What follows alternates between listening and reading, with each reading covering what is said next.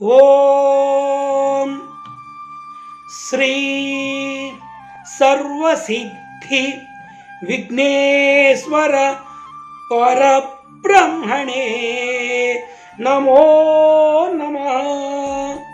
ఓం శ్రీ లక్ష్మీ వెంకటేశాయ నమో నమః. ఓం శ్రీ ఆదిత్యాది నవగ్రహ దేవతాభ్యో నమో నమః. ఓం శ్రీ మాతాపితృభ్యో నమో నమః. అందరికీ శ్రీ లలిత వాస్తు జ్యోతిష్యాలయం తరపున హార్దిక స్వాగత సుమానులు అర్పిస్తూ, ఇక పరాభవనామ సంవత్సరంలో వృషభ రాశి ఫలితాలు ఏ విధంగా ఉండబోతున్నాయో ఇప్పుడు నేను వివరించబోతున్నాను. ఈ వృషభ రాశి ఏ నక్షత్రాల వారికి, ఏ పాదాల వారికి అనునయిస్తుంది అంటే, కృత్తికా నక్షత్రంలోని 2వ, 3వ మరియు 4వ పాదముల వారు, అదేవిధంగా రోహిణి నక్షత్రంలో 1, 2, 3, 4వ పాదాలు, 4 పాదాల వారు, అదేవిధంగా మృగశిర నక్షత్రంలోని 1, 2 పాదాల వారు అంటే ప్రథమ, ద్వితీయ పాదాల వారు ఈ యొక్క వృషభ రాశి పనుల కిందికి వస్తారన్నమాట. ఇక ఎవరి పేర్లతో అయితే ముందుగా ఈ అక్షరాలు ఉంటాయో వారందరూ కూడా వృషభ రాశి కిందికి వస్తారన్నమాట. ఆ అక్షరాలు ఏమిటి అంటే ఈ, ఉ, ఏ, ఓ, వా, వి, వు, వే, ఓ. ఈ అక్షరాలతో ఎవరి పేర్లు అయితే ప్రారంభించబడుతున్నాయో వారందరూ కూడా ఈ వృషభ రాశి కిందికి వస్తారన్నమాట.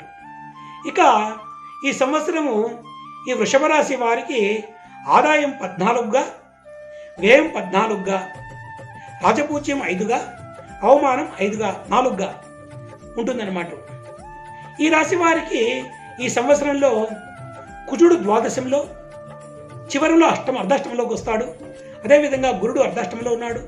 శని, రాహువులు శుభులుగా ఉండి కేతువు అర్ధాష్టమంలో ఉంటారన్నమాట. ఇక ఈ సంవత్సరము వీరికి అత్యంత శుభ ఫలితాలు ఉంటాయి. గురువు బలం వలన కావచ్చు, శని బలం వలన కావచ్చు, వీరికి మనోభీష్ట సిద్ధి అంటే మనోవాంఛం ఏదైతే వారు కోరుకుంటూ ఉంటారో అవన్నీ కూడా నెరవేర్చుకునే అవకాశం ఉంటుందన్నమాట. చక్కగా స్థిరాస్తిని వృద్ధి చేయగలుగుతారు, ఆనందాన్ని పొందగలుగుతారు, ఉత్సాహమైనటువంటి జీవితాన్ని పొందుతారు, పదవులు పొందుతారు, బహుమానాలు పొందుతారు, చక్కగా అధికారుల మన్ననలు పొంది అధికారం కూడా పొందుతారు. మంచి మంచి విలువైనటువంటి వస్తువులు కొనడం, భూములు కొనడం, గృహాలు కొనడం, లేదంటే పాత గృహాలను చక్కగా మరమ్మతులు చేయించడం లాంటి శుభ ఫలితాలతో పాటుగా కొన్ని దుష్పరిణామాలు కూడా వీరు చెవి చూడాల్సి ఉంటుంది. అవి ఏమిటి అంటే, కొద్దిగా బుద్ధి చాపల్యత ఉండొచ్చు, అనుకోకుండా అపనిందల పాలు కావచ్చు, ధన నష్టం పోవచ్చు, పరుల చేతిలో మోసపోవడం, బంధుజనం వాళ్ళ వల్ల దుఃఖాన్ని భరించాల్సి రావడం, తర్వాత మాతృవంశంలో సూతకాలు వచ్చే ప్రమాదాలు ఉన్నాయి. వాహనాలు నడిపేటప్పుడు జాగ్రత్త ప్రవహించాలి, ఎందుకంటే వాహన ప్రమాదాలు కనబడుతున్నాయి. భయాందోళనకు గురి అవుతారు. ప్రయాణాలలో కూడా ఆరోగ్య సమస్యలు ఉండేకి అవకాశం ఉంటుంది. వీరి జీవిత భాగస్వామి కూడా అనారోగ్య సమస్యలు ఎదుర్కొనే అవకాశం ఉంటుంది. తర్వాత వీరు నేత్ర లేదా ఉదర సంబంధించినటువంటి వ్యాధులకు గురయ్యే అవకాశాలు ఉన్నాయన్నమాట. ఇక ఈ రాశి ఉద్యోగులకు కూడా కొన్ని విషయాలలో చక్కగా ప్రమోషన్లు కావచ్చు, బదిలీలు కావచ్చు, అధికార మార్పిడిలు కావచ్చు చక్కగా పొందే అవకాశం ఉంటుంది. కానీ కొన్ని సందర్భాలలో అనారోగ్యాన్ని, అదేవిధంగా ఆర్థిక ఇబ్బందులు కూడా వీరు ఎదుర్కోవాల్సి రావచ్చు. ఇక ఈ సంవత్సరం రాజకీయ నాయకులు చక్కగా మంచి మంచి గుర్తింపు పొందగలుగుతారు, పదవులు పొందగలుగుతారు, గౌరవ ప్రతిష్టలు పెంపొందించుకోగలుగుతారన్నమాట. ఈ సంవత్సరం విద్యార్థులు కొద్దిగా మిశ్రమ ఫలితాలు పొందే అవకాశం ఉంటుంది. అయినప్పటికీ శ్రద్ధగా చదవగలిగితే చక్కటి మార్కులతో వారు ఉత్తీర్ణత సాధించేందుకు అవకాశం ఉంటుంది. అదేవిధంగా ఈ సంవత్సరంలో కళాకారులు కూడా చక్కటి అవకాశాన్ని పొందుతారు. వారు కనుక ఏమాత్రము అలసత్వము, తర్వాత సోమరితనం లేకుండా చక్కగా పనిచేసి తమను తాను నిరూపించుకోగలిగితే వారు చక్కటి అవకాశాలను పొంది మంచి పేరు ప్రతిష్టలు కూడా పొందే అవకాశం ఉంటుందన్నమాట. ఇక ఈ సంవత్సరంలో వ్యాపారస్తులు, హోల్సేల్ వాళ్ళు కావచ్చు, రిటైల్ వాళ్ళు కావచ్చు, చక్కగా లాభాలు ఆర్జిస్తారు. కొన్ని సమయాల్లో వారు మిశ్రమ ఫలితాలు పొందే అవకాశం ఉన్నప్పటికీ ఆర్థికంగా అయితే వాళ్ళు బాగా నిలదొక్కునే అవకాశం ఉంది. తర్వాత వ్యవసాయదారులు అంటే రైతులు కూడా ఈ సంవత్సరంలో ప్రారంభంలో కొద్దిగా నష్టపోయినప్పటికీ మొత్తంగా అయితే ఈ సంవత్సరంలో చక్కగా పంటలు పండుతాయి. పంటలు చేతికి అందివ్వడం వల్ల వాళ్ళు రుణ బాధలు తొలగిపోతాయి. ఆనందంతో వాళ్ళు జీవనాన్ని ప్రశాంతంగా జీవించే అవకాశం ఏర్పడుతుందన్నమాట. ఈ సంవత్సరంలో స్త్రీలకు కూడా అత్యంత శుభదాయకం ఉంటుంది. వారి ఇంటిలో వారి మాటకు విలువ పెరుగుతుంది, గౌరవం పెరుగుతుంది.